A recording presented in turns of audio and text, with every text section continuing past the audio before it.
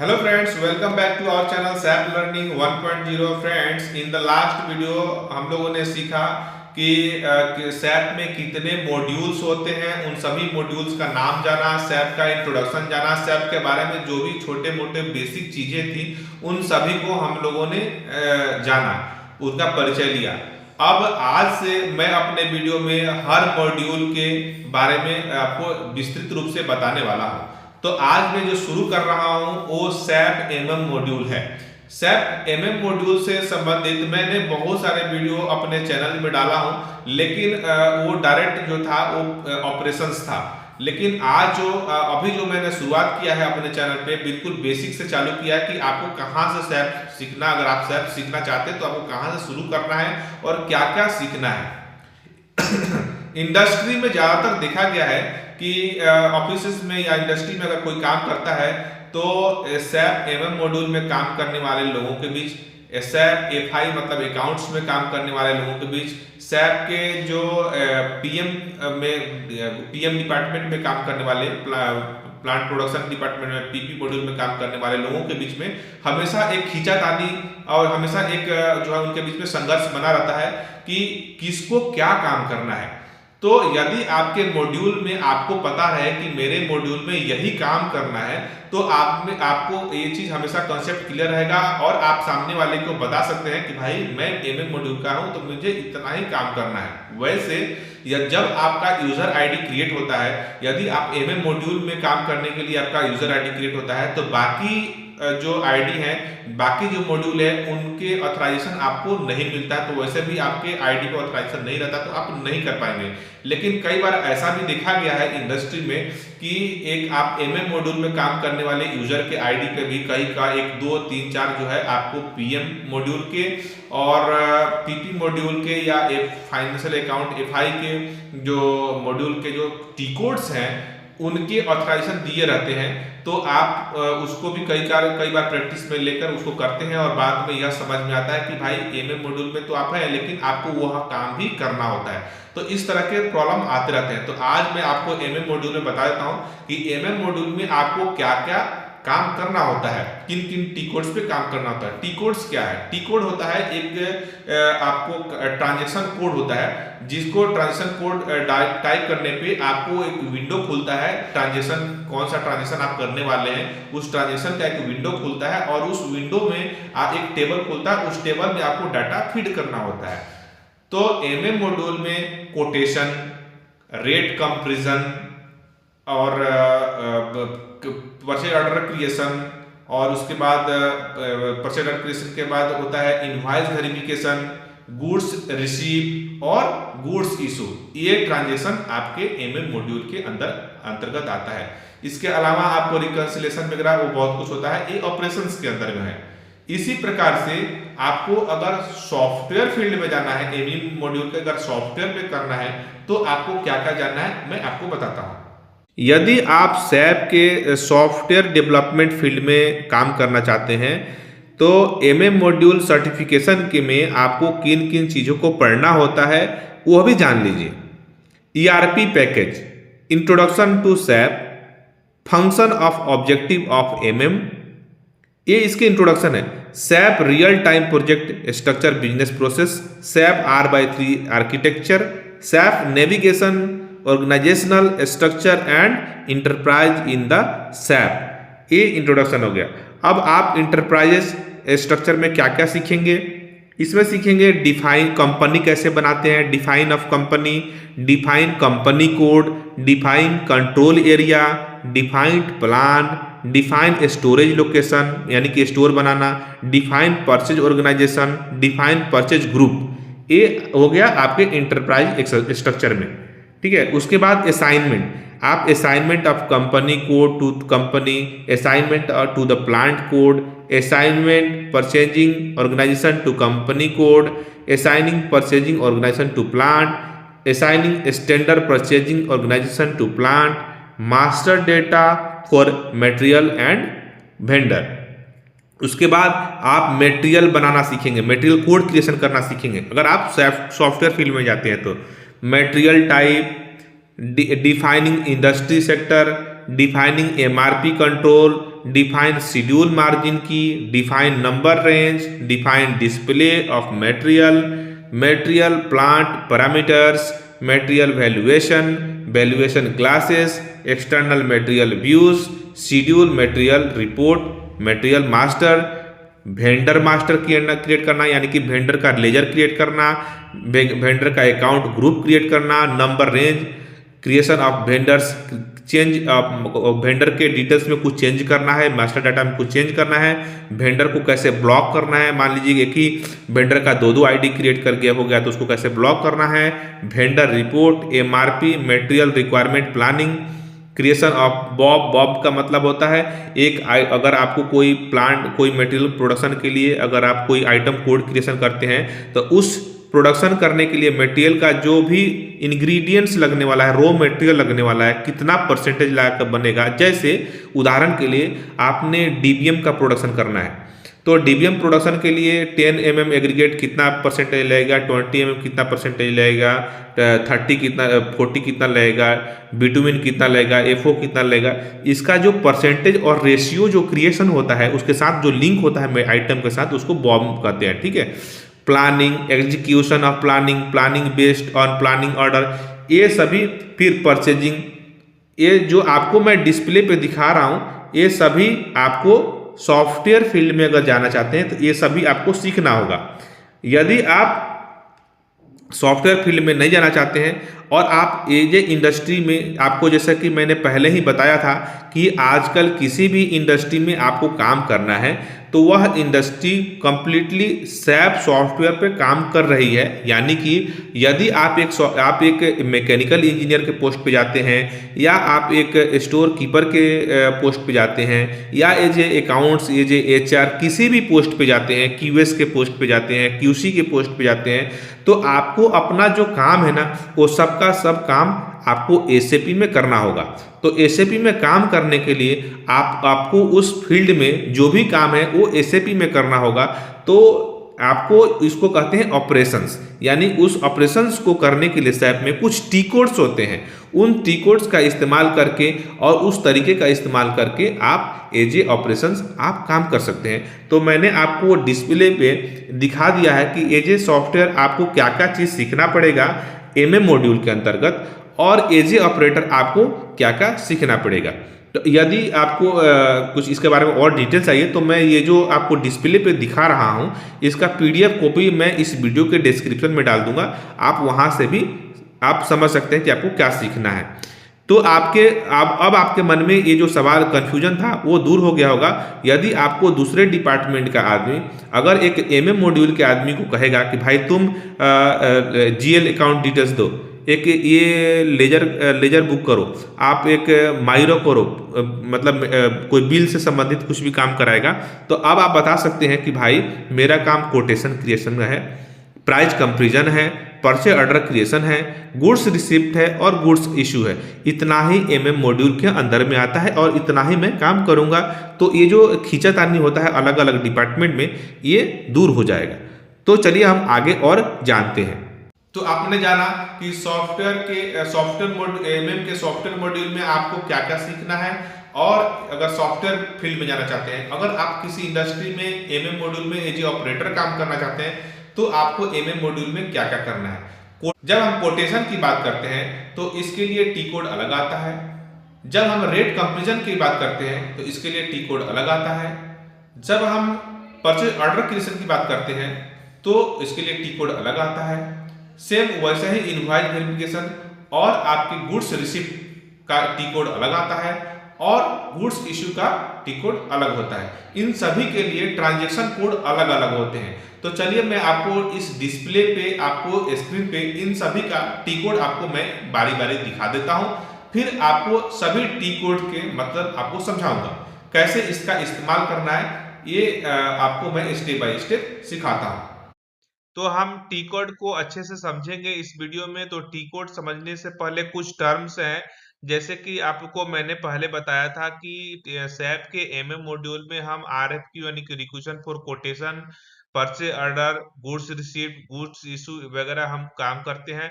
तो आरएफक्यू जो टर्म्स है, आरएफक्यू का फुल फॉर्म होता है रिक्वेजिशन फॉर कोटेशन। आपको पता होना चाहिए कि अगर हम कोई भी मटेरियल परचेज करते हैं, प्रोक्योरमेंट करते हैं, खरीदारी करते हैं, उसके पहले हम उस मटेरियल का एक परचेज रिक्विजिशन बनाते हैं पीओ देने से पहले। परचेज रिक्विजिशन यानी कि पीआर, शॉर्टकट उसको पीआर हम कहेंगे। पीआर में जहां भी कहूं उसका मतलब होगा परचेज रिक्विजिशन। तो परचेज रिक्विजिशन क्रिएट करते हैं, लेकिन परचेज रिक्विजिशन क्रिएशन से पहले भी एक काम करना पड़ता है, वह काम है आरएफक्यू।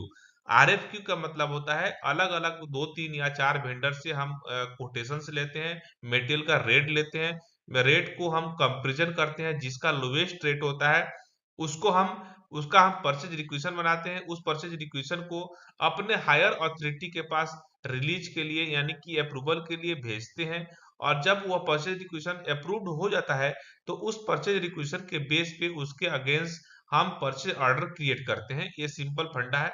सेम यही फंडा, यही फार्मूला हम सैप में भी इस्तेमाल करते हैं। तो सैप में आरएफक्यू यानी कि रिक्विजिशन फॉर कोटेशन के लिए जो टी कोड होता है वो होता है ME41। ME41 से हम अलग अलग कोटेशन, अलग अलग वेंडर्स का कोटेशन का रेट हम एंट्री कर लेते हैं, और उसमें ऑटोमेटिक जब हम आगे ME47 यानी कि जब रेट उसका कंपेरिजन तैयार करते हैं तो उसमें क्या होता है, ऑटोमेटिक जिसका लोएस्ट रेट होता है उसका उसका परचेज रिक्विजिशन ऑटोमेटिक क्रिएट हो जाता है।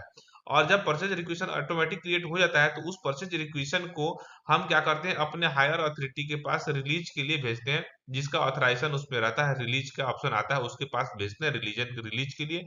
और जब रिलीज हो जाता है तब हम उसके अगेंस्ट में परचेज ऑर्डर क्रिएट करते हैं। लेकिन कई बार ऐसा भी होता है कि हम आरएफक्यू क्रिएट नहीं करके डायरेक्ट परचेज रिक्विजिशन बना लेते हैं, उसको कहते हैं पीआर यानी कि परचेज रिक्विजिशन। उसके लिए डायरेक्ट पीआर अगर हमें बनाना है तो हम टी कोड इस्तेमाल करते हैं ME51N, ME51N। तो उसी प्रकार से परचेज रिक्वेशन क्रिएट करते हैं। फिर आता है परचेज रिक्वेशन, जब हमारा रिलीज हो जाता है तो नेक्स्ट आता है टू क्रिएट परचेज ऑर्डर। उसके बाद हम जब परचेज रिक्वेशन रिलीज हो जाता है तो हम उसके अगेंस्ट में परचेज ऑर्डर क्रिएट करते हैं, और परचेज ऑर्डर के को फिर से वापस रिलीज के लिए भेजते हैं सेकंड थर्ड फोर्थ लेवल पे, उसके अमाउंट के हिसाब से अलग अलग लेवल पे रिलीज होने के लिए जाता है। तो परचेज ऑर्डर जब रिलीज हो जाता है तो उसके अगेंस्ट में जब हम वेंडर के पास परचेज ऑर्डर भेजते हैं, वेंडर के पास परचेज ऑर्डर चला जाता है तो वेंडर हमें मेटेरियल डिस्पैच करता है। मेटेरियल जब हमारे पास आ जाता है तो उसके इनवॉइस को हम वेरिफिकेशन करते हैं। इनवॉइस वेरिफिकेशन होने के बाद गुड्स को रिसीव करते हैं, गुड्स रिसीव करते हैं, जिसका टी कोड होता है सैप में मीगो, MIGO। गुड्स रिसीव करते हैं और स्टॉक हमारे पास स्टॉक में आ जाता है। स्टॉक आने के बाद जब जब जरूरत पड़ता है तो उस गुड्स को हम इशू करते हैं मीगो के ही थ्रू। और मीगो होने के बाद एक और काम आता है, अगर हम कोई मेटेरियल का रिपेयरिंग करवाते हैं तो हम उस रिपेयरिंग का बिल भी हमें वेंडर देता है, और उस बिल का हम सैप पे बुकिंग करते हैं। वो उसको हम कहते हैं सर्विस एंट्री। और जैसे कि कोई सर्विस इंजीनियर को बुलाना हो, कोई रिपेयरिंग के काम हो, ये सब काम को हम सर्विस एंट्री के तहत ML81 टी कोड इस्तेमाल करके इसका एंट्री करते हैं। ये शॉर्टकट में मैंने आपको बताया। अब हम आगे चलते हैं, इसको ब्रीफ डिटेल समझेंगे कि इसका ब्रीफ में एक एक मॉड्यूल को, जैसे एक आरएफक्यू को कैसे समझेंगे, और पीआर को अलग समझेंगे, परचेज ऑर्डर को अलग समझेंगे, अलग अलग हम इसको अब समझते हैं। जब हम रिक्विजिशन फॉर कोटेशन यानी कि आरएफक्यू की जब हम बात करते हैं तो आरएफक्यू के लिए हम लगभग 4 टी कोड का ज्यादातर यूज करते हैं। 4 टी कोड कौन कौन से हैं? उसमें है, पहला टी कोड है ME41। ME41 to create RFQ, to create RFQ we use T code ME41। ME42 to change RFQ, अगर हमने कुछ आरएफक्यू कोटेशन तैयार कर लिया, उसमें कुछ चेंजेस करना है, तो अगर हमने बना के सेव कर दिया, अगर फिर दोबारा उसमें चेंजेस करना है तो ME42 टी कोड इस्तेमाल करते हैं। फिर अगर वो आरएफक्यू का कुछ प्रिंट लेना है, हमें print hard copy print out करके रखना है, तो उसके लिए ZMM_RFQ टी कोड का इस्तेमाल करते हैं। जब हम सारे कोटेशन का कंपेरिजन बना लेते हैं तब उसको हम सारे कोटेशन को मेंटेन करते हैं। मेंटेन जब जैसे मेंटेन करेंगे उसके बाद ही जाकर हमारा परचेज रिक्वेशन ऑटोमेटिक क्रिएट होता है। तो मेंटेन करने के लिए हम टी कोड जो इस्तेमाल करते हैं वो टी कोड है ME47। इसमें बहुत सारे कोटेशन जो हमने पहले एंट्री करके रखा है उसको मेंटेन करने के लिए जो टी कोड इस्तेमाल करते हैं वो है ME47। नेक्स्ट है, नेक्स्ट आता है मेटेरियल मैनेजमेंट के अंदर में सैप में परचेज रिक्वेशन क्रिएशन। ये तो मैंने पहले आपको बताया कि अगर आपने आरएफक्यू तैयार किया, मतलब रिक्वेशन फॉर कोटेशन, बहुत सारे कोटेशंस लेकर उसको कंपैरिजन किया, उसको मेंटेन किया, तो ऑटोमेटिक परचेज रिक्वेशन क्रिएट हो जाता है। कई बार हम ऐसा काम नहीं करते हैं, मैनुअल परचेज कोटेशन लाते हैं और मैनुअल एक्सेल शीट में उसको कंपैरिजन तैयार करके और अप्रूवल ले लेते हैं। फिर हम डायरेक्ट परचेज रिक्वेशन क्रिएट करते हैं, और डायरेक्ट परचेज रिक्वेशन क्रिएशन के लिए हमें जो टी कोड इस्तेमाल करते हैं वो होता है ME 51N। ME 51 T code जो होता है वो परचेज रिक्वेशन क्रिएशन के लिए होता है। और एमई 52 जो टी कोड है, इसको हम अगर परचेज रिक्वेशन कोई हमने क्रिएट कर दिया और उसमें कुछ चेंजेस करना है, बाद में कुछ चेंजेस करना है, तो हम एमई 52 का इस्तेमाल करते हैं, एमई 52N टी कोड का इस्तेमाल करते हैं। फिर अगर हमें परचेज रिक्वेशन को कभी डिस्प्ले करके देखना है, ना तो हमें चेंज करना है ना उसमें कुछ करेक्शन करना है, तो अगर सिर्फ देखना है तो एमई 53N टी कोड इस्तेमाल करते हैं। फिर जब हम इस परचेज इक्वेशन को, अगर हमें ऑथराइजेशन है, खुद को रिलीज करने का ऑथराइजेशन है, या फिर जिसको भी ऑथराइजेशन का रिलीज है, मान लेते हैं किसी आपके हायर अथॉरिटी को रिलीज का ऑथराइजेशन है, तो जब उससे टी कोड इस्तेमाल करना होता है, एमई 54N टी कोड इस्तेमाल करके आपके पीआर को रिलीज किया जाता है। अगर आपको ऑथराइजेशन दे दिया जाए कि आप पीआर को रिलीज कर सकते हैं, तो आपके पास कोई आदमी, कोई यूजर अगर परचेज रिक्वेशन बना दिया, पीआर में जब भी कहूँ उसका मतलब हो गया परचेज रिक्वेशन, तो पीआर आपके पास कोई भेजता है कि सर इस पीआर को आप रिलीज कर दीजिए, तो आपको एमई 54 टी कोड इस्तेमाल करके वो परचेज रिक्वेशन डाल के फिर आपको रिलीज करना पड़ता है। आप चाहते हैं कि आपके पास जितने भी बहुत सारे साइट्स हैं, आप बहुत सारे साइट्स के आप सिंगल एचओडी हैं, हेड ऑफ डिपार्टमेंट है, तो आप एमई 55 टी कोड इस्तेमाल करके देख सकते हैं कि ऐसे कितने पीआर हैं जो कि अभी भी रिलीज के लिए पेंडिंग है। तो आप एक साथ में बहुत सारे पीआर को एक साथ में रिलीज कर सकते हैं। उसके लिए टी कोड है एमई 55। नेक्स्ट आता है, आपके पास जितना भी आपने पीआर बनाया है आज तक, उसका एक रिपोर्ट प्रिंट करना चाहते हैं, तो उसके लिए जो टी कोड होता है वो होता है ME 5A। ME 5A, ME 5A T code is use to print out और to display the reports of all purchase requisition created by your user ID. Next आता है मेटल मैनेजमेंट में, next जो है टॉपिक है वह है purchase order. जैसा कि मैंने आपको पहले बताया कि अगर आपका परचेज रिक्वेशन पहले बन चुका है, परचेज रिक्वेशन रिलीज हो चुका है, और आप उस परचेज रिक्वेशन के अगेंस्ट में अगर आप परचेज ऑर्डर अपने वेंडर को नहीं देंगे, तो वेंडर आपको मेटेरियल सप्लाई नहीं देगा। तो मेटेरियल सप्लाई देगा तब जब आप परचेज ऑर्डर क्रिएट करके उसे देंगे। तो परचेज ऑर्डर क्रिएशन के लिए जो हम टी कोड इस्तेमाल करते हैं वो है एमई 21N। और इसके अंदर में परचेज ऑर्डर के अगेंस्ट में एक और टी कोड इस्तेमाल होता है एमई 22। एमई 22N का इस्तेमाल हम करते हैं अगर कोई परचेज ऑर्डर हमने बना दिया, सेव कर दिया और उसमें बाद में कुछ रेट में करेक्शन करना है, कुछ भी करेक्शन करना है, तो एमई 22N का टी कोड का इस्तेमाल हम करते हैं। नेक्स्ट आता है एमई 23N। हमें बाद में इस परचेज ऑर्डर को डिस्प्ले करना है, देखना है, तो हम एमई 23N का इस्तेमाल करते हैं, प्रिंट के लिए भी इस्तेमाल करते हैं। और फिर अगर आपको ऑथराइजेशन दे दिया जाए कि परचेज ऑर्डर आप रिलीज कर सकते हो, तो आप कौन सा टी कोड का इस्तेमाल करेंगे? अगर एक सिंगल परचेज ऑर्डर को रिलीज करना है एक बार में, तो एमई 28 टी कोड इस्तेमाल करके परचेज ऑर्डर नंबर डाल के उस पीओ को रिलीज कर देंगे।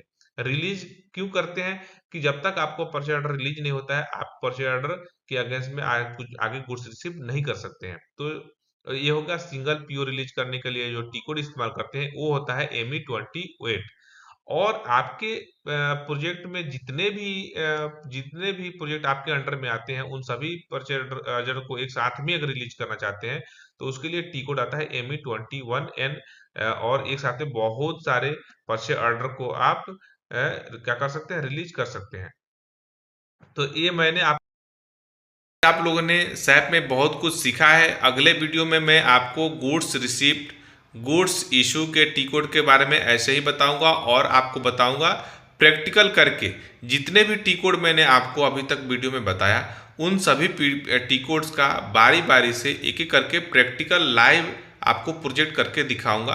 तो आप लोग वीडियो में बने रहिएगा। अभी तक आप लोगों ने चैनल को हमारे सब्सक्राइब नहीं किया, सैप सीखने के लिए आप लोग हमारे चैनल को सब्सक्राइब जरूर कर लें।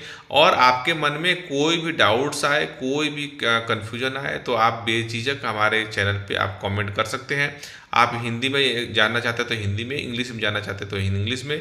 हमारे यूजर्स बहुत ज़्यादा हिंदी में सुनने वाले थे, मैंने पहले इंग्लिश में वीडियो बनाया, लेकिन बहुत सारे लोग कमेंट कर रहे थे कि सर हिंदी में वीडियो बनाई, तो मैं हिंदी में वीडियो बना रहा हूँ। अगर किसी को कुछ समझने में दिक्कत आ रही होगी तो आप हमें कमेंट करेंगे, तो मैं आपको इंग्लिश में भी वीडियो बना के डालूंगा, कोई टेंशन की बात नहीं है।